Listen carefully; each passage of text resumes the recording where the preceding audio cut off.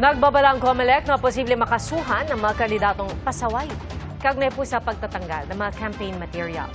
Ang ilang campaign material naman na nakolekta sa Oplan Baklas ng COMELEC, pinagkakakitaan ng ilang inmates. Saksi si James Agustin. Maaga naging abala ang mga tauhan ng Department of Sanitation ng Cleanup Works ng Quezon City Local Government. Hinihiwalay nila ang illegal campaign materials na nakaimbak sa Payatas Control Disposal Facility. Ito yung nakolekta sa ilang Oplan Baklas ng COMELEC at LGU sa buong lungsod. Mali ang sukat o wala sa common poster area.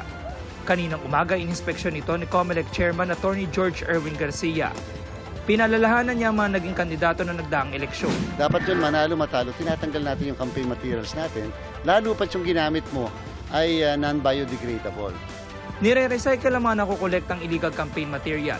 Dinadala ito sa female dormitory ng Quezon City Jail para gawing tote bags na ibinebenta sa merkado mula 399 pesos hanggang 699 pesos. Depende sa laki at disenyo.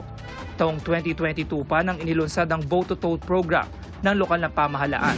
Ito po yung isang initiative para po ma-upcycle kahit ilan man lang or kahit most of the tarps kasi we really want to divert as much as possible po from the landfill. Yung sa proceeds po namin ay of course the labor will go to the PDLs.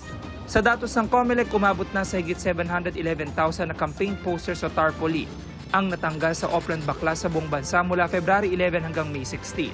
Sa Metro Manila pa lang, umabot na sa higit 134,000 na piraso o katumbas ng 64.50 na tonelada. 82 kandidato naman ang nasampahan ng disqualification case ng Task Force Baklas sa COMELEC dahil sa illegal campaign materials. Kinakailangan yung aming task force ma-report sa atin kung sino yung mga hindi nagtanggal, sino yung mga nagmatigas.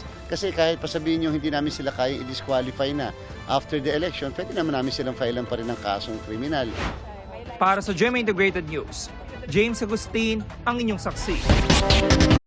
Mga kapuso, maging una sa saksi.